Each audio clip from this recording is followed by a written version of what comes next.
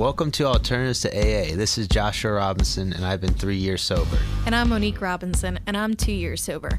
And we're here on a mission to help make the difficult journey of sobriety even easier to manage. Nobody in my world ever thought that I'd actually manage to be sober. So now we're taking what we've learned in the last decade to be able to help you too. And we're not against AA. We just need to learn how to manage the other 23 hours of the day. From communication to relationships to self-care, we're going to show you how to cope when your triggers try to take you down. Join us every Monday at 6 p.m. to uncover not only how to live without alcohol, but to thrive in sobriety and to swap out your addiction for a better life with the help of Alternatives to AA. So let's go. Hey guys, welcome to another episode of Alternatives to AA. I'm going to talk to Brian and Logan today. Brian is 4 months sober, and we're just going to talk about, his journey so far, and then we're also going to discuss me being 4 years sober and just what some differences are in perspectives and whatnot along the journey. So how's it been these past 4 months? It's been really good. I signed up for this powerlifting meet as kind of like a way for me to completely stop altogether, and I did. Because when I competed in the last year that you came to, I think I drank maybe 3 or 4 times in that. Up to the meet? Yeah, so in 12 weeks I drank 4 times or so. Okay. One of them was a wedding, I believe. I can't remember. But anyway, so I did, and then I was like, all right, well, I'm over it now. Let's just see how long I can go. So I think let's see what it says here, my handy dandy. How many days since February 21st? 133 days. That's so your that's sobriety date? Yeah, more than a third of the year. Wow. So the 3 other times that I came here, I was sober. But I fucked up, so. But that was a shorter period of sobriety, right? This is your longest stretch. Yeah, so we did one for Sober October last year. We did one right after my meet that you came to. Yep. Right? Yeah. So in the preparation for that meet, prior to that podcast, I had done, I think it was 12 weeks, which we talked about. 12 weeks sober? No, 12-week training. Oh yeah, but But it wasn't consecutive days. Yeah, gotcha. But I was very good. And then October, we did it again. And I think Chris's wedding was in October. Yeah. And then, end of October. So I drank that one time for that month.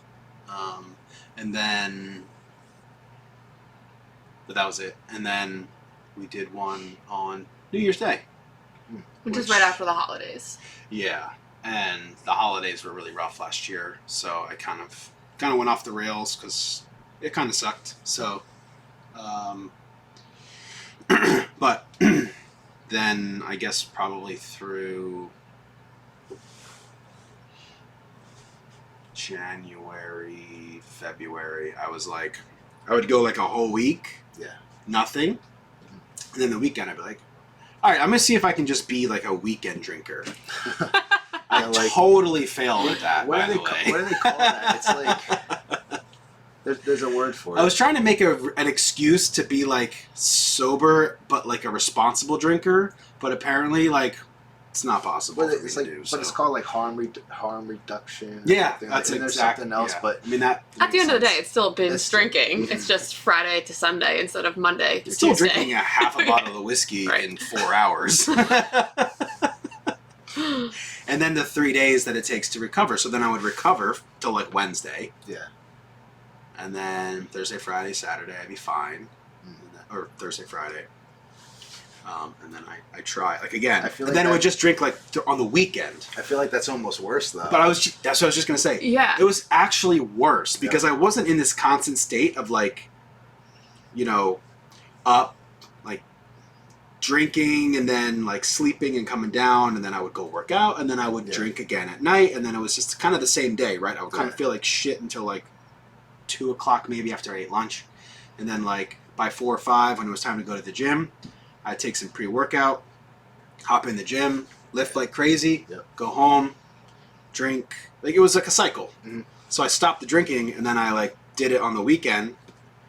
And yeah, it was worse. I actually felt worse because of that. But I even feel like Monday through Tuesday, your body never had a chance to actually recover because you were still in this like survival mode of like detox, caffeine, pound body at gym, eat whatever I want. And then it would come to Friday and you'd just be like, okay, down the hatch again. And it would just was rinse and repeat. So your body, and you weren't sleeping well, right? Like you weren't really recovering. You were just fully drained. And your body was just on chaos mode, basically. Even though there wasn't alcohol, there was other outliers that were impacting your clear, sober thoughts without alcohol. Yes. And then those thoughts that were still coming into my mind after having a few drinks to try to make those thoughts go away, they didn't. Yeah, so that's. And I was like, "Oh, this isn't working anymore." So it's like now I'm drunk and I still have the thoughts. I still feel like crap. It's like God or your conscious whatever is literally like, no, you have to deal with this. Right, we're no longer numb. 100%. We can't numb this anymore. Like it's time to deal. Something has to change. Yeah. Absolutely. And so, I guess February 21st is the day that I stopped. And like I said, this doesn't mean that I'm going to stop altogether for the rest of my whole life, but this is the time period right now where I need to start to learn to enjoy my life without any external influences. So, but, you know, it was like February 21st, we were out to dinner, and I got a bottle of wine just because we were out to dinner. Yep. And I fucking hated it. I poured like a glass, I drank it, and I was like, okay, I'm supposed to be having a good time right now. But this feels weird. It feels forced a little bit. Sounds like so depressing. I had another glass after that, and I was like, okay, well maybe the alcohol will take over, and then I'll feel better. I'll have another glass of wine, and then I'll feel better. And it was like a Tuesday. Like it wasn't, or a Monday. Like it was a weeknight. Two So it wasn't glasses like of a wine. weekend of your party normal binge. It was totally meant to be a casual glass with dinner. But 2 glasses of wine on a weekday, I mean, that's nothing. Yeah. It's whatever. It's like normal. So For a lot of people. Or I think I had half a glass. What is this, a fucking warm-up over here? No, I feel ya. So, anyway, I was like, I hate this. So I bought 2 bottles of wine that night. One of them is still sitting on my counter, unopened. And you have... And I have a fifth of vodka in my freezer that I took 1 shot out of that night. And then it's just still sitting there. It's still there. I understand that. And I understand the pride you probably get from saying like I'm not drinking it, but like when that time comes and you're really desperate, it's a lot easier if it's right there. But that's one of the things I think I've realized is that like as far as an addiction goes, I'm not addicted to alcohol. I'm addicted to the feeling that it gave me, but it doesn't give me that feeling anymore. Mm-hmm.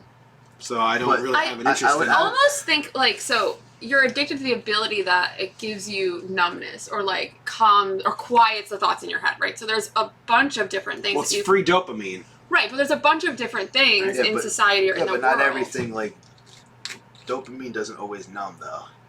Mm-mm. You know? Right. Yeah. Because dopamine, usually, that actually helps you learn stuff. Well, I would occasionally, like, I would get motivated to do stuff. Yeah, of course. But then like clean the whole fucking house. But then you're so tired you don't do shit. No, I get you have this, like, crazy motivation. Yeah. But then you just feel so content that you just don't do anything about that motivation. It's weird. Yeah. You know what I'm saying? I think I saw a video of a guy. He's really not Lex Friedman. Yeah, I know him. I forget. Anyway, this guy was He was on Joe Rogan before. I think that's where I heard him. But he is like an expert in this stuff because he had a problem with it before. Okay. I mean, like a lot of people. Yeah. But he said that there are people out there that when they drink, it doesn't like depress them as much as other people.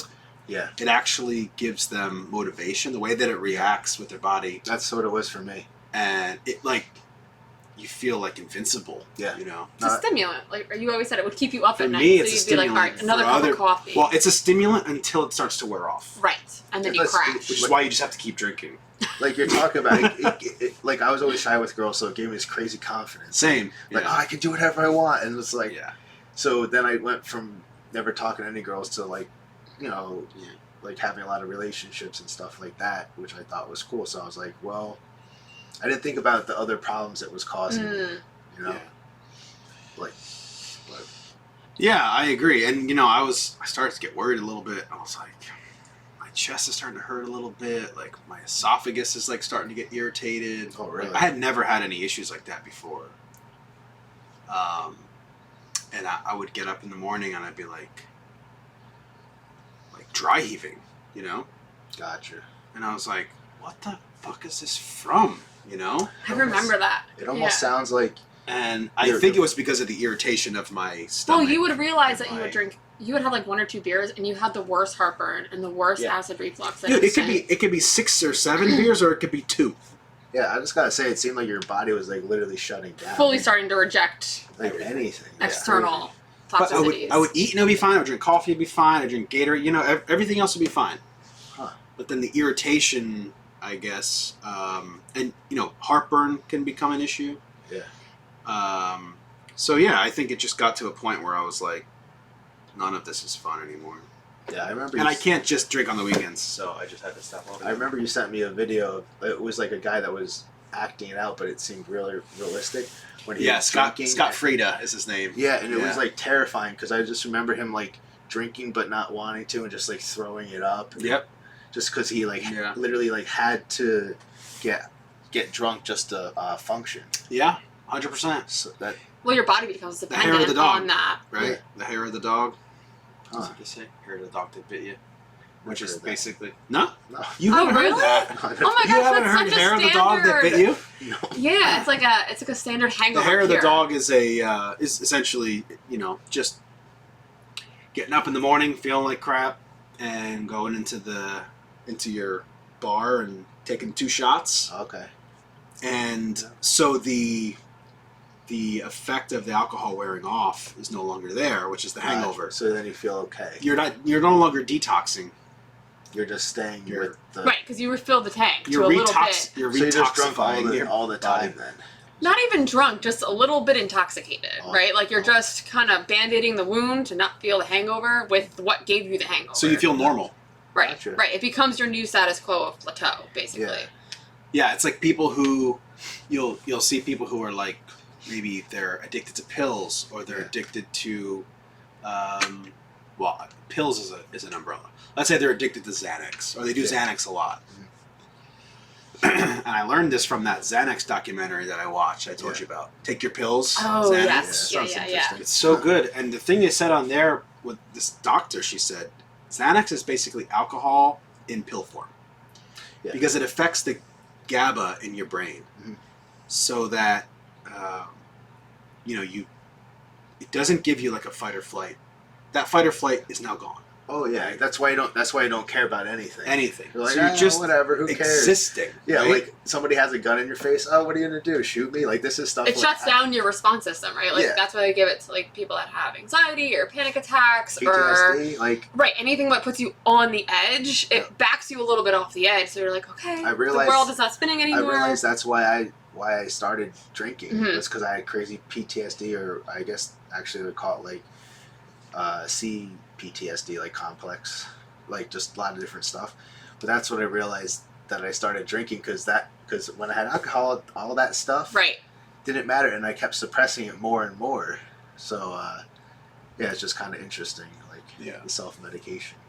So a lot of the people in the documentary that they interviewed, especially this one guy, he was trying to get off of Xanax. Okay. Because he was taking one, like, I don't know what a bar is. I think it's a full gram. 1 Yeah. gram? Maybe 2 No. grams is a No, full I think bar? it's 1. No, it's a milligram. A milligram, sorry. Milligram. Yeah, So, not like- a gram. Yeah, I had a problem with that too. I had a problem with all the different drugs out there. But yeah, like usually a bar was like 2.5 milligrams or Okay. like 3. So But they'll you could- prescribe you like a quarter, right? Yeah, a lot And of then- people are supposed to like chop them up, but if you're having addiction, you just take a bar, 2 bars. And, That pills scare the ever-living shit yeah, because out you of don't me. know exactly what's in them as Like, much. if I drink too much alcohol, my body will throw it up. Anybody, right? You drink too much, you throw up. Yeah, that's true. if you- I mean, you still can. Pills will do that too.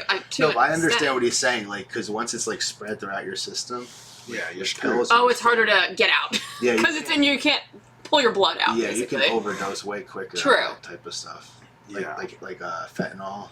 Yeah, your body, I guess, starts to eject or reject. Oh, and by the save way, itself. Yeah. The first podcast that we did, Yeah. I said that this guy Lil Xan, that's his rap name, that he had died. It wasn't him. Okay. I was mistaken. His name was Lil Peep. Oh, little Peep, not little Xan. Oh, okay. Wait, what is the? The first podcast that we Relation? did, we were talking about different addictions and stuff, and I said that there was this guy who was a rapper whose name was Lil Xan. Like Xanax? Yeah. But then why do we get Peep? And there was what another actually rapper was. named Lil Peep that died. So it's but two I different said, rappers, but you said the wrong I said guy. that Lil Xan had died, Well, so who I could- corrected myself. I'm Well, you correcting would myself. assume Got it would it. be little Xan. Right, 'cause of Lil the- Xanax. yes. Yeah, His I name- made an association. His namesake may with be that. his Yeah, that fate. was not correct. So anyway, but I actually looked him up the other day because I was Okay. like, oh wait, he didn't die. Oh, what a surprise! He didn't die. Anyway, Thriving. so he is now advocating for sobriety, Okay. but his rap name is still Lil Xan. So. Well, it's not like he's going to change it to yeah, Little you can't Sober. really I guess mean, I it guess doesn't he's- really have the I'm same pretty sure flow. he like, has like a thing where he can't change his name. Yeah, he's got a for somebody following or else. something. Right, Yeah. trademark. Well, yeah, exactly. the production company owns his name, but now he's Lil Xan with an asterisk next to him. No, And then he has a footnote. Xan has no longer been a part of his life. no longer Xan. Yeah. There's gonna be somebody listening to this and they're like really like that guy. I don't know his music. I'm sure he makes a ton of. All right, Josh, insert clip from music here.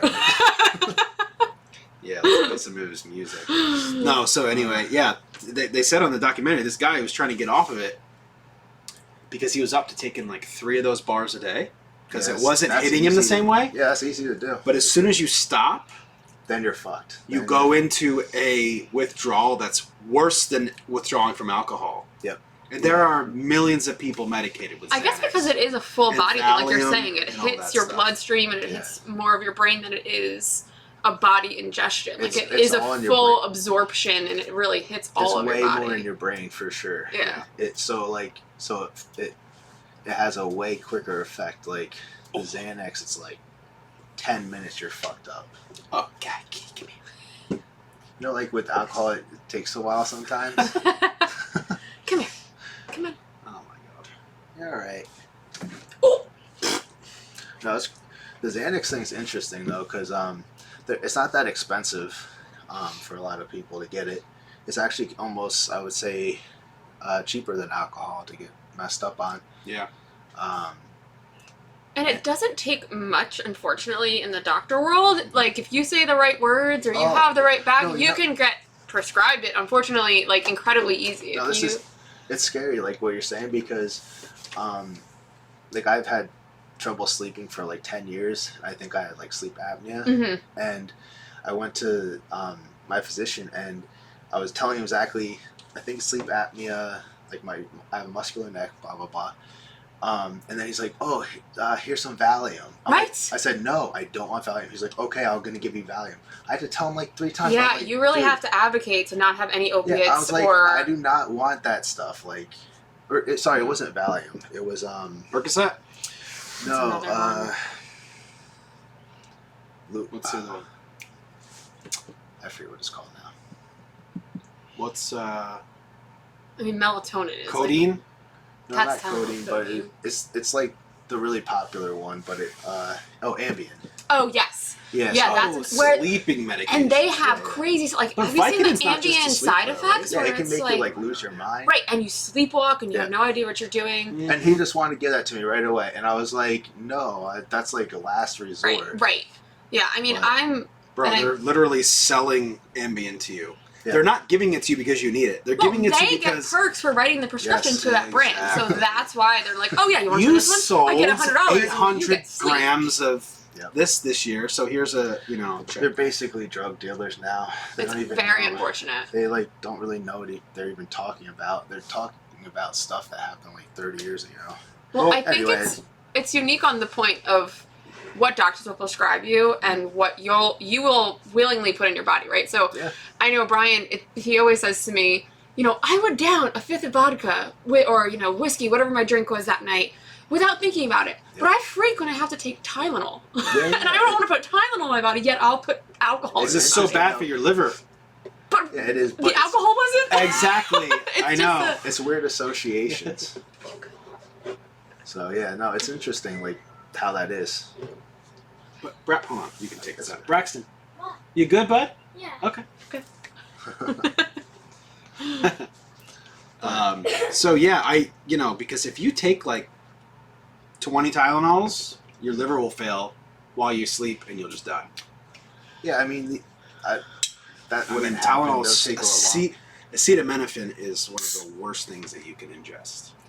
Yeah, I mean it's definitely not good. That's for sure. There's a lot of stuff that they want to prescribe you that's not good for you. But that's over the counter. Yeah, it's true, but it takes so long to build up the toxicity. That, I mean, not too long, like a couple months or whatever. Yeah. So it's not like alcohol. Like you could drink and then get so intoxicated like that you kill yourself. Yeah. It's not like that with Tylenol. There are still items, I think, in it Yeah, but that if you take enough Tylenol, you will go into liver failure. I mean, if you take a whole bottle of it, you're done for. Yeah, I mean, that's why there's, like, recommended dosage, right? Because they're going to give you a dosage that's like not you're going supposed to to hit take you. like 2 to 4 at a time. But I totally agree with what you're saying. There's a lot of stuff out there that you can literally just go and you don't even need a prescription for, and they'll give it to you, and it's definitely not healthy. That's for sure. I mean, you could say the same thing about caffeine drinks. Like That's the last thing I gotta cut out. We have this addiction. Working on still. That's a hard one to break. It is really hard. Because like you associate it with so many things. I associate it with the gym, but also I associate it with like when I used to like party, like clubbing or whatever. Yeah. And also just I associate it with a good time. So it's a lot of different things to like cut out. Well, it's creating a new routine, right? Like, I know so Yeah. many people are like, all right, wake up, start the coffee pot, and it's a full experience, right? The smell of it, the warm cup in your hand, Yeah. and then, okay, I'm ready for the day. Like, I know my mom is one of those people where is don't talk to me until I have my cup of coffee, where if I don't have coffee by noon, I have a headache. So that in its own right has its own addictive sense as well. Oh, It's for sure. totally, a lifestyle habit experience that you have to learn to cut out. Yeah. It's a really hard one to do. And I feel like everyone has some like addiction, but you want to try to make it a healthier one. Like Mhm. like me and Brian, we use the gym. The drinking the caffeine beforehand is probably not helpful, but still it's still like way better than just being a fat slob. Like we're Yeah. very healthy people in general. Yeah. Like your heart rate's like 50 beats per I minute. don't have my watch on today. What the fuck? So, yeah, if you're Yeah. a fit guy, a lot of this stuff won't really be as bad. Like, I could probably swallow that whole bottle and I wouldn't die from it. I'd Yeah. feel sick, but I wouldn't die. Oh yeah, like so. Your body's processed a lot This worse. morning I had C4 energy Yep. drink, 300 milligrams, and then I had pre-workout before I went to the gym. So that's another 300. And you had like half But- of my Celsius. But I'm not gonna have any more caffeine today. So I gotta say, like, this Brooklyn brewery, it's like a non-alcoholic. It actually tastes like a real beer. Does it really? Hey, you want to try one? Does it smell like it? Can I smell it? I'm gonna smell it. It's freaking crazy. It says it has 0.5 in it, but that's Wow, not it really. smells like an IPA too. Yeah, isn't it? Do you want the same one or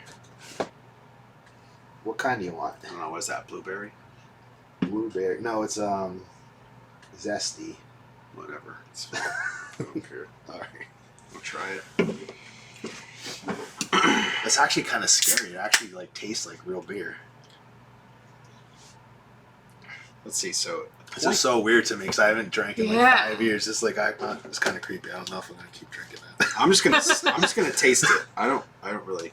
I'm not really a huge beer person anyway. No, that wasn't usually your choice. I was always a big beer guy. That's how I got into it. I was always a beer person. Oh yeah. My whole idea was like, all right, I want to feel the way that I want to feel. Yeah. So I'm going to drink up front Oh yeah, for sure. so this will last like an hour and a half. So I would have like 2 shots of vodka, Yeah, You would front load it, and then you'd coke. 2 shots of whiskey. Yeah, I would yeah. stack my buzz. So I would do like 2 shots of whiskey, and then I would have That's a fun part. It just seems a so beer cool, right? or 2, and then like 15 minutes later, I was like zoned out. It was great. Yeah, and then you're just cruising. Yep, that's what I did. I would always have like 4 or 5 drinks from the start. What do you think of that one? It doesn't have the alcohol bite in it, Well, but it definitely does taste like a beer. Yeah, for But me, honestly, I don't think of it as a beer because it doesn't have alcohol in it. So it's Yeah. just like a beer it's just a flavored water. flavorful soda. no, it's interesting for sure. The hops is what makes the beer taste like a beer, right? Yeah. Oh, you're right. It totally doesn't have the alcohol aftertaste. Yeah. This at least. What is this? A hoppy See what's amber? so weird? I don't even know what the alcohol aftertaste is anymore. Like I don't even know that in my head. It's so weird. I'm gonna say this right now though Yeah. about this. If I drink enough of these, I would probably want to go get real beer. Right. Well, so yes. So that's defeating the purpose. We're not purchasing those. They will not be on our I guess house. the main purpose is so you can be at a party and you bring something like this. Yeah. And you have like 2 or 3 just No, I like that. That's actually, because I do like the flavor of beer. Yeah, and it kind of it just makes it so people aren't like, oh, why aren't you drinking? Not that like, me and Monique worry about that anymore, but. Like, Well, so this weekend when we were in Rehoboth, Mhm. my whole family is big drinkers, and I knew they were going to have something in their hand. Oh, yeah. So, us not drinking, I was like, all right, I didn't go to the liquor store with the guys, but I was like, oh, what can I get for us to drink? So I got us just flavored seltzer water, and it seemed fine. I mean, Yeah, no one really questioned it for us. Mhm. But yeah, I mean, it's interesting. I don't like beer enough Yeah. that I would have to have, like, I don't care for the flavor enough. What, unless it was a certain, like, sour. Okay. What drink did you like? Usually the sour beers. That was usually, Oh, okay. I Sours was are definitely more, I wasn't like, or Miller Lite. Miller Lite was my go-to, but I was more like, I was more the adventure drinker, right? Like I wanted to Gotcha. find the one with the cool label and then try it. Yeah, and then I yeah. would drink all of them and No, then I I would go feel on you. that kick. Yeah, well, So, remember we were saying it's like a hobby. right, I was totally the hobbyist where I was like, Yeah. oh, I'm going to try this one. I tried this one. I tried just like Right, check it yeah, off yeah, your yeah, list. exactly. No, that is like a really fun thing to do for sure. You know what's weird too? Once you try enough of those, Yep.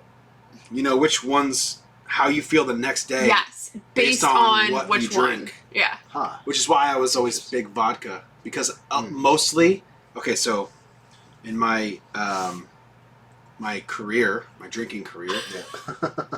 I'm retired. You're retired, but you might make a comeback. You might get a part-time job.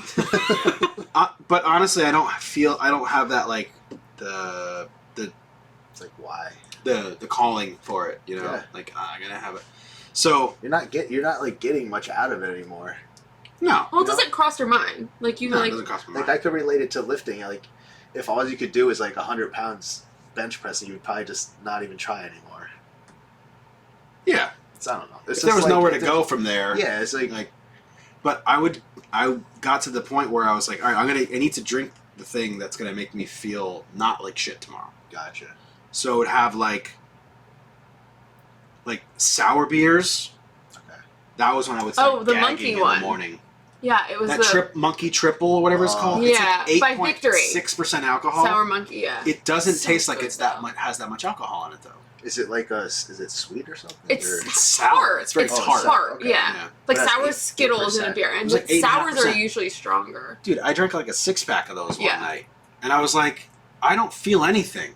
So I was like, wait a second, am I ingesting or is the label wrong? Because I felt You fine. didn't believe your own tolerance. I was like, what the Yeah. hell? You didn't believe your own tolerance, That's yeah. funny. So, and I also got to the point where that would happen, where it'd be like, there's no satisfaction anymore. Yeah, I'm not satisfied like now. the amount of I'm drinks that you'd have to like feel really good. It would just be so much that it would just like destroy you for a couple of days. Yeah. Well, that it was like so expensive. I mean, you're spending like $20 a night. $20 a day at least. But like, so on those days where you drank a lot, like how many drinks did you have? And when you still like didn't feel anything good from it, like 6 drinks, bottle of wine and like 4 shots of vodka, probably maybe 5.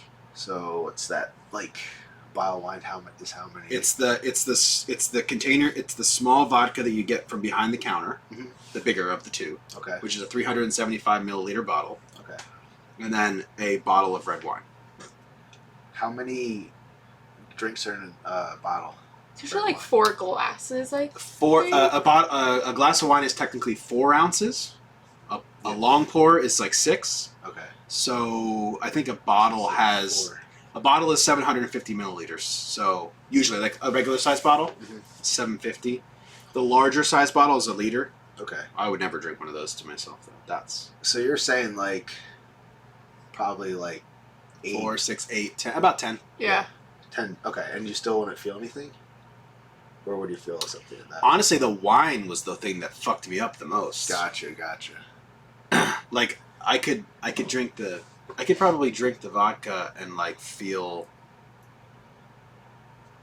like I was present, but the sugar, I think, from the wine would like amp me up for a while. So I was like amped up twice. But also there's sulfates.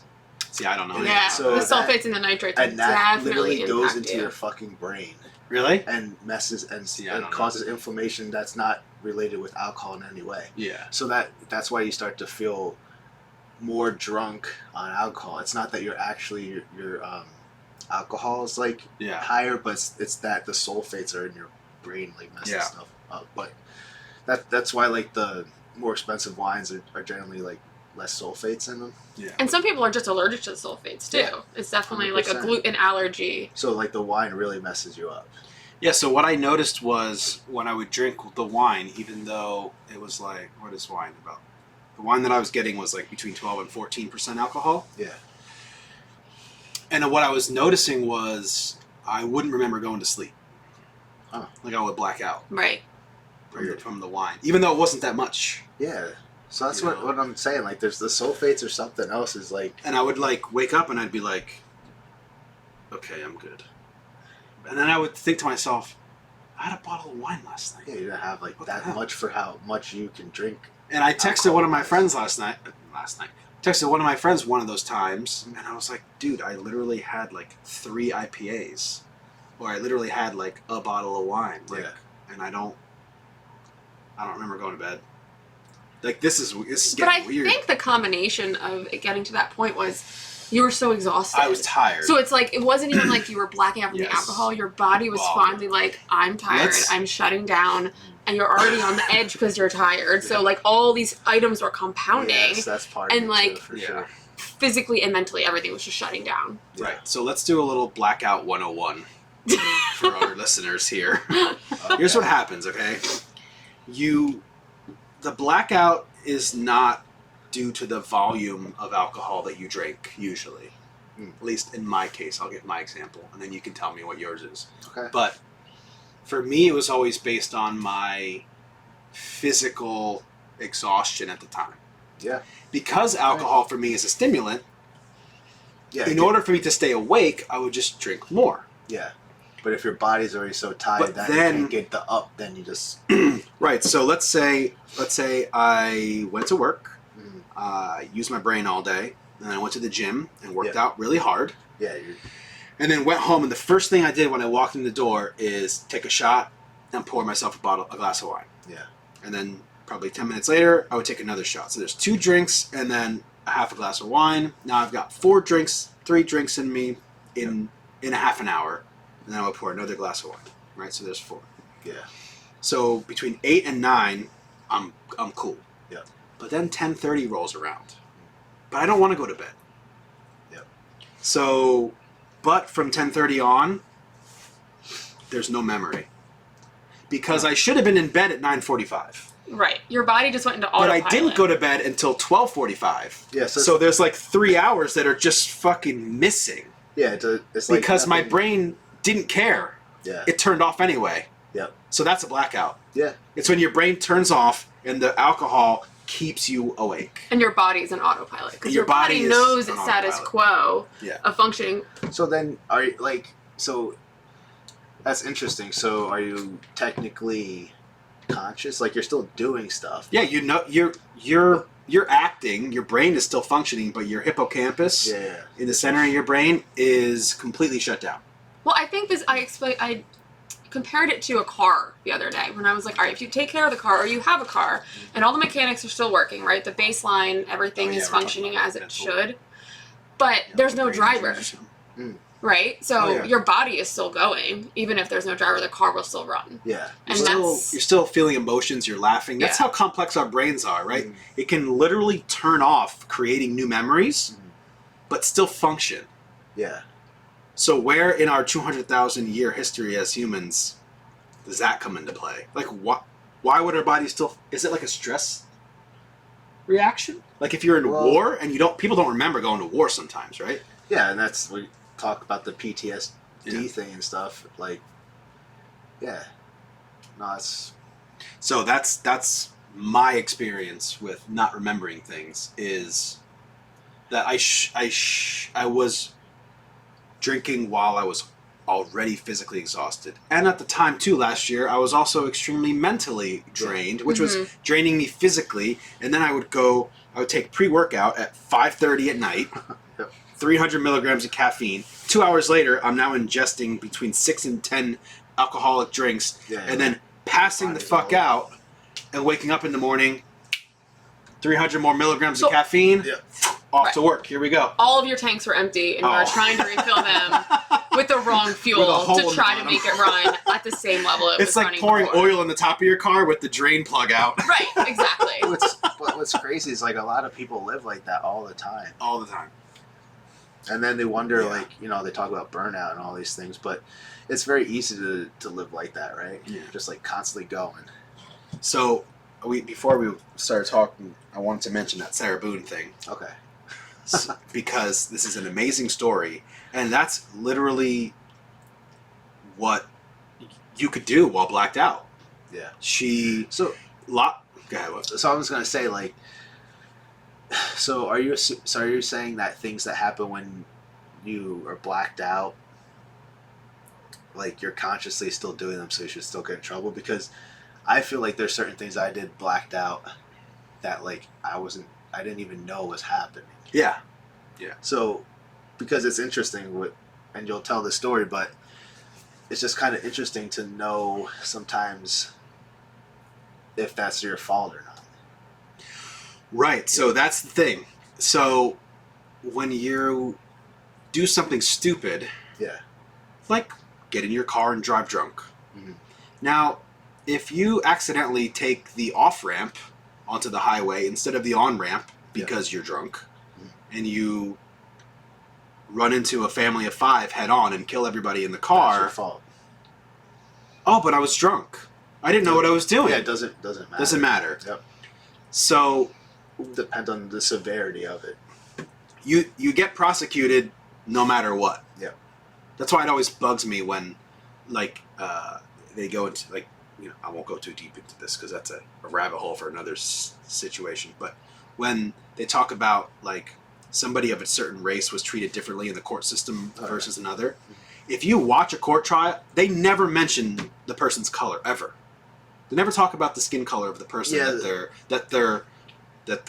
talking. They talk about the actions because they treat everybody like they're The human. media wants to separate people still Right. and make race like a big deal when it's really not. And there are still racist people, but that's not the majority of people, nowadays. No. And I mean, also the other thing, what judges like are kinder to people they find attractive. So like, let's say if Are they really? Yeah. So let's say if the judge is white and he's prosecuting a white person, he's probably going to be kinder to that person. So there are some like things like that. There are Like bias absolutely disparities, yeah. there are absolutely systemic things that go on. I'm talking about in like a jury trial. Yeah, so that's where it's different. That's where multiple people are. But like my point is, if I get pulled over doing 80 miles an hour and I get a ticket for it, whether I'm white, black, or Spanish, or purple or green, I was speeding. I got a ticket for it, and I have to answer for that.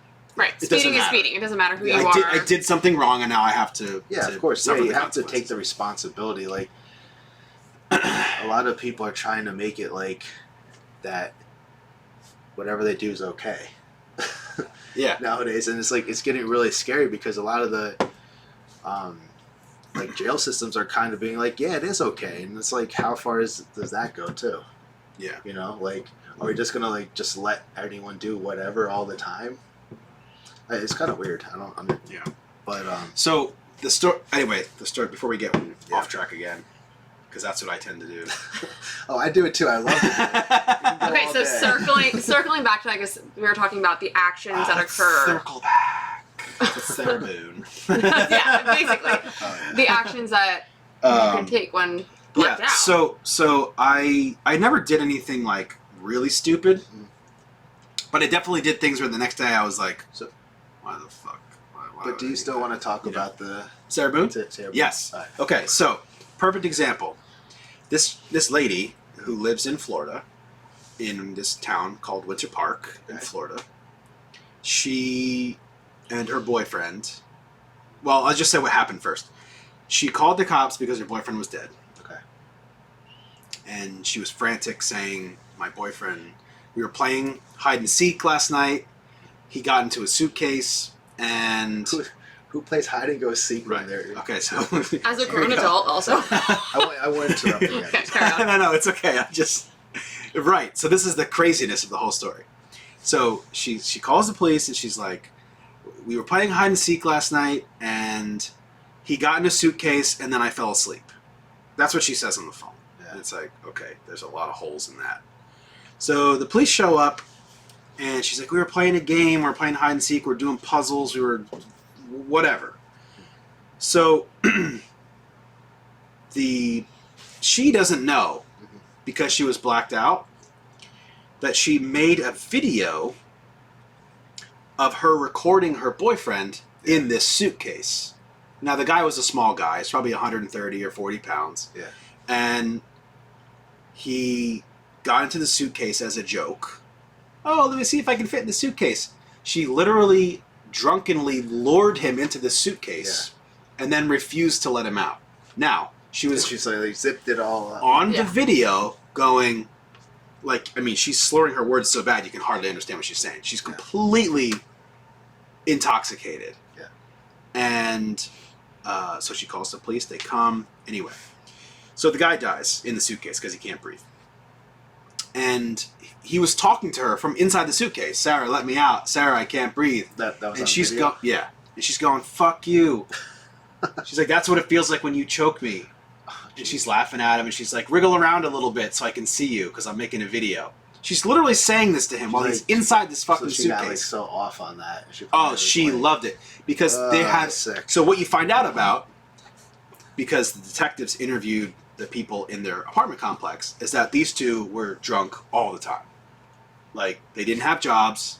Oh, they both were drunk all the time. Yeah. They didn't have jobs. He worked a little bit, but then he at the time that this happened, he didn't have a job. And she hadn't had a job for like 2 years. She was living off alimony from her ex-husband, who she has a fucking 9-year-old kid with.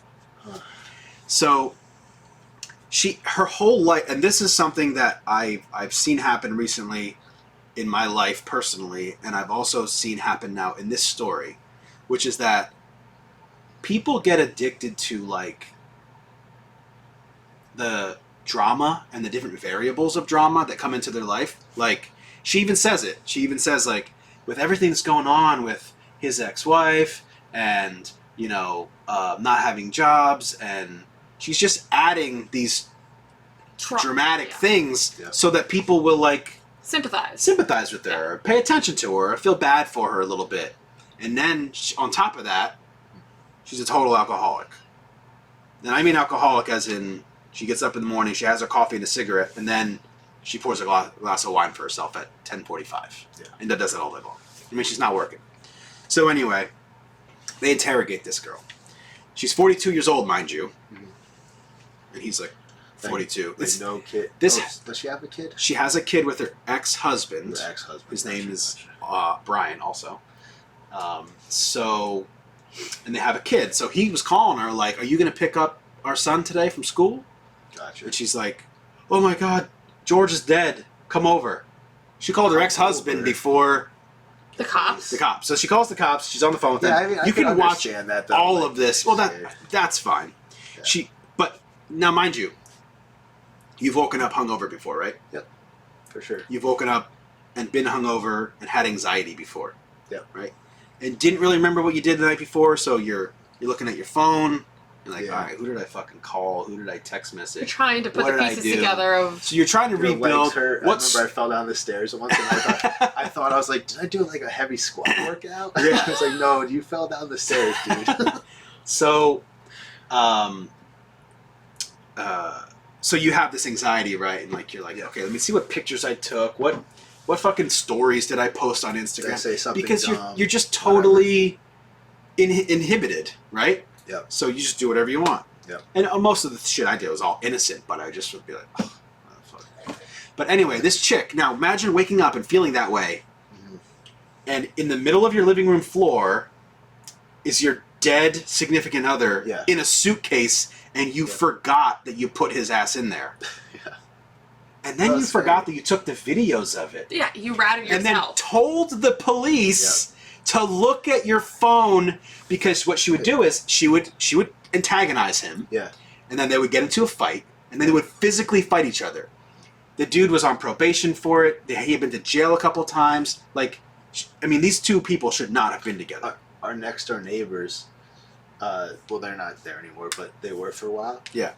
That was what they did. Yeah. Like, and the last time that I saw the guy is, like, he hit her with a freaking, like a pan. Oh, no And kidding. Frying almost, pan. like, killed her. And, In this complex? yeah. Oh, And shit. so then, like, you know, he had to leave or whatever, and then she had to leave as well, because she was just, like, totally crazy, like, Yeah.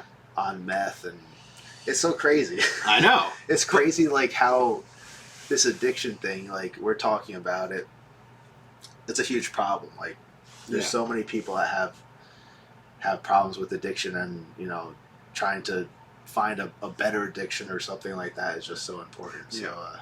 So, So, anyway, she ends up in court, or she ends up in the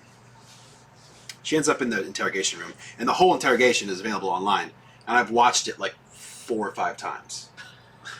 And the reason that I've watched it 4 or 5 times is because it's so fascinating to watch somebody who's guilty try to talk themselves out of it, yeah. but in the process dig themselves into an even deeper hole. Mm. So A double-edged sword. she's almost. like, all she does is bash this dude for like an hour Yeah. in the beginning, and then the detective pulls out the laptop and is like, "You want to explain this?" And she's in the interrogation room watching a video that she forgot that she made, screaming at him in the case. "Fuck you! That's what I feel like when you cheat on me." And she forgot it. And she was It's like a split personality almost. She was even saying to them, "Watch my phone. Look at all the things he's done to me. I take videos. I take this. I take that." She forgot. But I feel like, so this is like the quintessential explanation of drunken words or sober truths, right? So she really must have had 100%. some type of deep-seated Yes. hatred to want to kill him, but could Huge never do resentment. it sober. Yes. But having that alcohol, I mean, kind of circling back to the beginning when you said you had drank to get that confidence, right? So now she had drank to get the confidence to To do lure it. him into this Oh, yeah. truth that she really wanted him dead, but she could never do it sober. Yes. But in the blackout state of that automatic, you know, needing to kill and survive, basically, she killed him. Yeah. But so I think that's even a harder argument to get yourself out of, that you're not guilty, because clearly there was some deep-seated need 100%. to get rid of him. Yeah. I mean, we were talking before about like whatever, the gay people, like, they take meth and stuff like this, so because they have these like kind of twisted fantasies, I would say anyway. Other people might disagree, but anyway. but they want to do these sexual things, but they don't feel comfortable Right. out, so they have It gives to you take that these false drugs confidence. and stuff, and then they're like, yeah, I love this, so, but I mean, it can put you in like a certain mood to do things like you're like these like deep desires, like if they're dark or good or whatever, to just like play them out. Your demons Yeah. come out, right? I mean, Yeah, for your sure. other That's it. personalities. That's why people say when they're drunk, they're like, "Oh, this is my alter ego, Karen." Like she comes out like, "This is my drinking person," because you're a totally Right. different person. So what Sarah Boone said on the video in the interrogation room, she just was blaming the alcohol the whole time. And it is kind of She was just like the problem, but she was like No. she was like, I don't know, it's the drinking, that's the problem. She's like, Yeah. I don't know what happened. I just went to sleep. And she's blaming. She's like, oh, and by the way, I'm never gonna drink again. As if that's a consolation like a I consolation. think bringing him back to So like life. the dude you accidentally killed a guy and you're just saying to the detective, she literally said at the end, she's like, yeah, and to have to deal with getting him out of there and like having to deal with giving him CPR and everything, like I feel like that's punishment enough. Oh my god. Like she literally had her purse in her lap, like she was about to get up out of that interrogation room Yeah. And go home. and fucking go home. Yep. She wasn't going anywhere. But the thing is, that's the psychosis of it, right? Mm.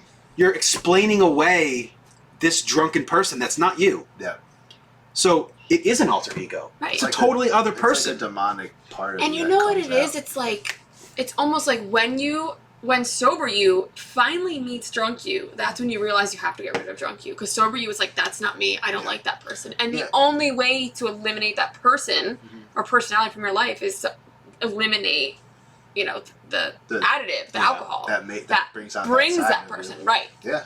Yeah. Absolutely. And it 100%. can be harmless or it can clearly be harmful, but either way, it's not your true authentic self. And I Yeah. feel like, for Brian and even for myself, being sober, you experience things as your true authentic self and you find Yeah. the joy and the happiness and dealing with all of those things that you didn't want to deal with, Yeah. which is why you drank. And now it's a process and it's scary in its own right, but Yeah. it's less scary than wondering what that alter ego would do. Yeah. You get so scared that you're like, okay, if I let that part of me out again, it's gonna be over. Yeah. Right, but what happens if I live without that half? If I just Yeah. deal with what I was actually running to? Yeah, it's or from? scary, but so is the. You have to pick your fear. Yeah, you got to I pick think, the like, fear Jordan you're facing. Peterson said something about that. You want something that's like chasing after you, that you're like running from, but also something that you're like striving towards. So Mhm. try to have like both. But yeah, definitely being scared of like that bad side of you coming out. Yeah. It's So I easier have to run. I have a question for you that I've asked you, sort of. But, like, it's weird because it's been a while now. There's no alcohol in my system at all. There hasn't been since the 5th day after, 0.5%. Just Okay. kidding. took 3 sips. Right, so. right now I've taken 4 sips, so it's 0.25%. Yeah. It's already been Processed out. processed by my liver. So what I wanted to ask was, like, I don't know if I felt more present. I can't really ask the question right, but I feel like there's just like prolonged like brain fog that I'm in, and the reason is because, like, I don't know what to do with myself. Like, I'm totally fine sitting at home playing video games at night before I go to bed. Scared, yeah. But, like, I don't know. I don't know what the answer is. Sometimes I'll be like, something will have happened. Like, I went to Minnesota, right? Yeah. For 4 days last week. Yeah, to see some of your family. My family, yeah. And I remember the entire trip. But right now, thinking about it, it feels almost like a dream, almost. Like I remember it happening, Okay. but I'm a little disassociated from it. Right. It's that I just dissociative Don't know. state I don't know where. why though. Well, it's because I mean I'm no expert, but I would just think it's feel because like your body is. Am I not remembering shit right? Is something wrong with my brain? Like, I don't know. I feel great. I feel fine. Everything's fine.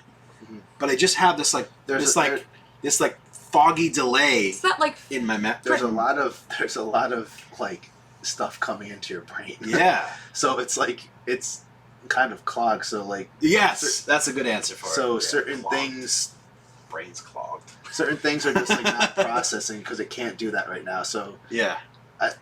It's like your brain picks and chooses what it can process and what it can handle. So your body in that dissociative state takes you into this like floating concept almost, right? And then it lets you come back down when you're like, oh, we can handle that. So you're like, okay, I'm gonna be present for eating because that's a controlled element. I know what's gonna happen. I know this is gonna be okay. I disassociate all the freaking time. I do too. Oh my god. Oh my god, it's terrible. I've been doing it more and more lately. Like I swear to God, since COVID, it's ramped up like crazy. Well, because you're doing a lot more. Like it's just like a lot at once, and you would start to actually like go crazy if you didn't dissociate because it's just so much. But I feel that previously this is such a new experience for you because you would drink instead of dissociate. It's another kind of dissociation. Yes, it's another trauma response, right? It's another numbing status almost to remove yourself from it, right? So before you would just drink alcohol to take yourself out of that little trauma phase. Or even like you're like lifting.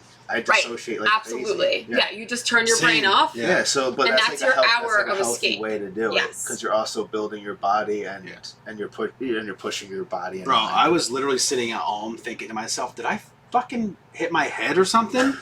Like I feel, but the thing is, I do my job fine. Like everything I do is fine. Everything I do is great. But like the trip to Minnesota or like whatever, I'm just like, okay, that happened, and now we're on to the next thing. Like it doesn't like. Linger in my mind as a very vivid memory. Well, I think I had said to you, like, I don't know how to explain it. Yeah. Like, I don't remember much until, like, Explain 18. it to me, somebody, so that I don't feel like I'm going crazy. No, it's like it's a total normal trauma response that a lot of people deal with that is not communicated. A lot of people don't talk about it because it's they don't want to feel weird. Yeah, you don't want to feel weird, but it's how do you explain the fact that I feel like I was there? I know I was physically there, but I was floating above my body watching it. Yeah, because but not totally sound dealing like a with crazy person. Then like, oh, do you need to go to a psych ward? No, it's like, no, I'm good. I just couldn't be there at that time, so I was there, just not mentally totally there. And I would drop in when I felt I could, but then I erased a little bit of it. Just doing that for your own mental health and safety. And your body. Yeah, there's nothing wrong with dissociating. I mean, you don't want to be doing it like all the time, but and for me, like it took a whole year for me to really like get memories back. I remember you said that in a year, like, so we'll see what happens in a year. And they've actually done studies like usually after 1 year your brain starts to like fully recover. So then, bro, I've literally drank for 15 years, and probably not the greatest for the last year and a half or so, but like. I remember all the shit that happened to me. Yeah. But now that I'm not anymore and I'm being healthier, it's like my brain's trying to like scavenge remembering shit. Well, it's trying to piece together your new lifestyle and your new. Are you talking about past stuff or future? Yeah, I mean, I remember my whole life from my early 20s. I mean, from 15, besides childhood memories, like early adulthood. Through being 36 years old. Do you really remember like a lot of like before you're like 15? Yeah. Plenty, yeah. I grew up in like kind of the hood, but I loved it, honestly. I look back on it now so fondly. I talk about it all the time. I mean, you definitely give detailed recounts of your childhood that I'm like, I definitely can't explain to you what I did when I was 5. Where he has such vivid memories of riding I can remember a bike how shit and, like, smelled when I was like 7. I totally don't have that. I maybe have like 10 encounters. My childhood. But that's the thing. When I remember something, it goes in a box, and then I just open that box whenever I need it again. Yeah. All of the information that I receive, I usually retain it. Yeah. So is that where you're struggling now, where you feel that you're receiving information, but you're not sure that you're retaining it? Like you're not putting those items in the box like you used to? Because like, like certain things might be coming into your brain that are just like so intense that it's like hard to. Like, like remember you guys came over for the barbecue? Yeah. And then watched the UFC fight, and everybody got tired and left. Yeah. And I was like, that was a great night. But I was talking the other night to my mom on the phone. My mom calls me like every Thursday at like 8 o'clock, like on the dot. At 8. Which, that's kind of where I guess I get my regiment. I've been a lot more regimented lately. And I'm like, I think that's probably because of the way my mom is. But Yeah, she calls me was at like 8 your o'clock. role model. The other day, I was like, let's see how long it takes. Oh, we sat there and watched. So my counted. phone went, it hit 8. Yeah. And I was like, okay, she's walking over to the refrigerator. She's turning off the timer. And now she's going to call me. Babe, hey, Mom. Dude, right? Oh, yeah. On the dot. On the dot. Mm-hmm. So I was on the phone with her. And I was talking about the barbecue that we had. And I sent her a couple pictures. And I was like, that feels like it was so long ago. It was only 2 weeks prior. Yeah. So that's the kind of disassociation I'm talking about. Like, I forgot that you guys all came over. Yeah. I mean, I know that you came over. If you mentioned it to me and said, oh, like, remember what somebody said at the barbecue? I'm like, yeah, of course. But it happened, and then... You delete it. Not deleted it, but you, put it on the back. I put it in the back of my mind. Yeah. Yeah. I don't know. That's why I wanted to ask think it's your you, brain. because- I think it's your brain still trying to process all of the new information that you're trying to receive clearly, and it can't take all of it, Yeah. like the near present memories and what may happen in the future and the present. So it takes what it overload too much. It's like right. trying to jam so much data into like a computer. Because I was sedated for so So long. it takes what it doesn't need in this moment, got, like that element. You got like 15 years of stuff you didn't deal with. Yeah. Yes! Thank you! So okay, exactly. Thank you, Josh. That's what it really is. Like you got if it's good stuff, bad stuff, it doesn't really matter. Like for me, it was a lot of bad stuff, but it doesn't matter. There's this huge amount that you have to process. Yeah, you have to process. You have to process clearly. Dude, I literally think of shit that happened 10 years ago, and I'm like, holy fuck, I forgot about that. Well, and you'll mention it, and I'm like, well, maybe that's why you do this that way. And you're like, really? And I'm like, yeah, it totally impacts how you view the world and how you respond to it. Yeah, but back then, you were just like, okay, that's how it is. But now... And you can change that view in the future, too. Right. Just because that's how, you were brought up, that's not how you have to deal with stuff. Exactly. So, remember when I did the powerlifting meet last year? Yep. And you came? And then we drove to New York, and then that was a long weekend, but it was so fun. That was fun. So, I remember we were walking down South Street in Philly because we were going to get cheesesteaks. Remember? Yeah. Yep. With Braxton. Yep. That was a fun day. So that was a USAPL meet, which is a 2-hour weigh-in. Oh, right. So, okay. but I was only 215 at the time, and I was competing in 220 because I lost like 10 pounds. Oh yeah. Overnight. Last summer. Not that extra calories from the. No, liquor. I think it was. Well, I didn't have the extra calories from the liquor, and I was also really stressed, so I wasn't eating the right way. Yep. I was eating right, but I wasn't eating I don't know. Maybe my body. You were fueling your body. Whatever. You were depressed about stuff. You didn't want to eat as much. So we were walking down South Street, and I was holding Braxton's hand because South Street's not what it used to be. And so we were walking, and that stuff doesn't bother me, but I wanted to make sure he was close. So, but I started getting this nervous, anxiety, jittery feeling because I was thinking about what I was going to be doing the next day. And I started disassociating then. Yeah. And I was like, why do I feel this way? It scared me a little bit. I was like, am I going to fucking fall over right now? I was so in my head about stuff. I do that all the time. Yeah, that's one of the reasons why I started drinking, was so that I could get out of my head. Yeah. Same. Stop fucking thinking! So, turn it off. So my brain doesn't turn off. That should be Elon Musk. Oh my god. A new brilliant idea pops into your head every hour. And then if you don't pursue it, it's just gonna that's what's happening. It's crazy. He's just I have to pursue this. Yeah. I have to make rockets that then re-land. So anyway, that night I was disassociating. Yeah. And I felt very queasy and uneasy. Yeah. I ate my cheesesteak that we got because I wasn't concerned about what I was eating because I was underweight. So you're just worried about the future. Yeah, I knew that the next day was going to be very hard because I was going to be squatting for a personal record. My deadlift wasn't going to be. My bench was trash. Weren't you dehydrated or something anyway? No, you got you got food poisoning. Was that mean? Yeah. You got food poisoning. I was depleted. Yeah, you were just Mentally, I was depleted. He was so messed up. It's amazing that that's what I'm saying. Like, I think about stuff now, and I'm like, I went through all that physically and mentally, and I'll say to myself, and I was like, I'm still alive, right? But I feel totally fine. Yeah. But so my brain is just going through this probably like a transitional time. I'm still me. I still feel like me. Yeah. You know, I'm still smart. I still, you know, I'm not, you know, I didn't turn into an asshole or turn into, you know what I mean? Like you just have to give additional time to process that. Yeah. And like, instead of distracting yourself with something else, you just have to like sit with it sometimes. Yeah. Which is kind of annoying, but you know, like all that stuff, just so it all processes through. Because if you're like trying to do something else, distract yourself, then it slows the whole process down. Yeah. Not saying that you have to be thinking all the time, because that's bad too. No, I know, but that's what I mean. I think that's what, like, we started taking edibles occasionally. Oh.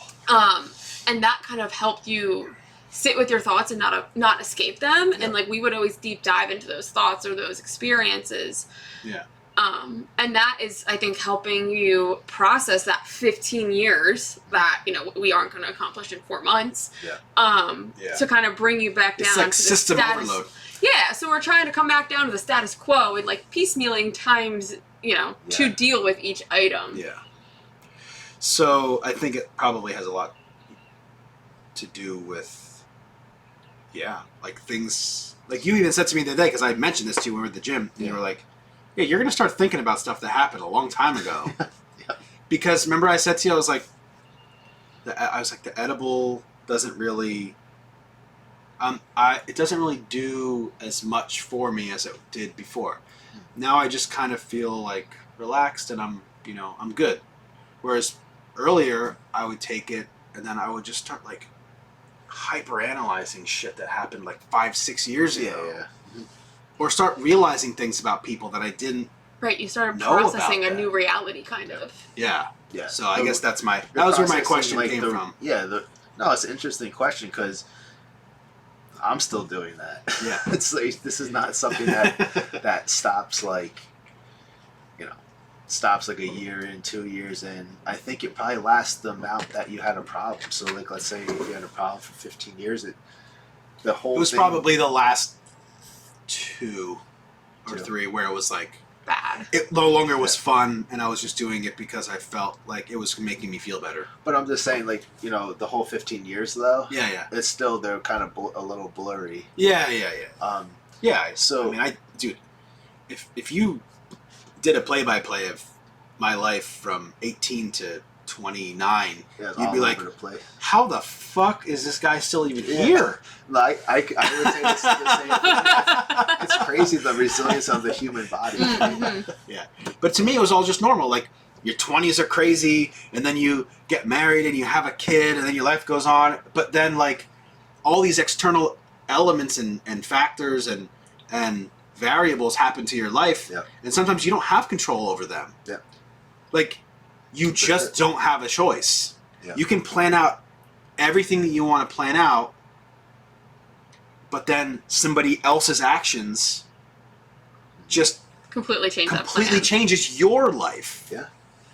From the path that it was on to now you have to adjust and now move this way. Yeah. So, I think it's important how you respond to those outlying factors and how they change your projected path, right? I mean, you have these things that you can't control, but it's how do we respond to them? Some might disassociate, some might drink, some might choose drugs, or some might take it as a lesson and be positive with it. Yeah, and honestly, I would say that for me, like, anything that's ever bad happened to me ended up being a good thing in long term.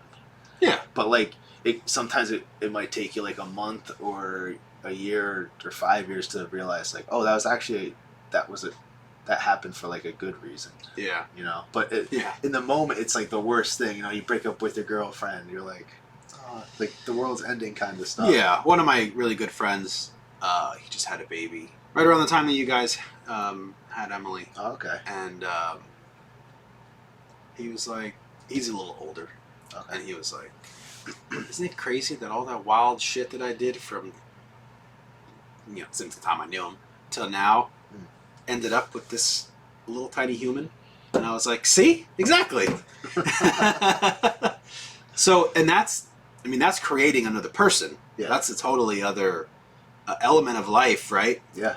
It's insane. Like, I was watching Tarzan the other day. The cartoon one? The cartoon. Yeah. Dude, I like bawled my eyes out like 3 times. Back in the day? Huh? The old one? Yeah. With Phil Like, Collins. 1995, Dude, or whatever it was. Yeah, the lyrics and stuff are getting me so hard. Especially when Tarzan was still a baby. Yeah. Oh, man. What's the movie that I always get? It's Moana? Luca. Oh, Luca. I've never seen that one. We haven't watched that one. Luca's a good one. Thanks for listening to Alternatives to AA. If you would like to contact us directly, please shoot us an email at alternatives2aa2021@gmail.com. We also hope that you continue to join us on Mondays at 6 p.m. You can watch us live on YouTube. You can subscribe to us that way as well. You can leave us a 5-star rating and follow us on Spotify. And if you're on Apple Podcasts, we ask that you please leave a rating and an honest review. We'll see you next week. Bye.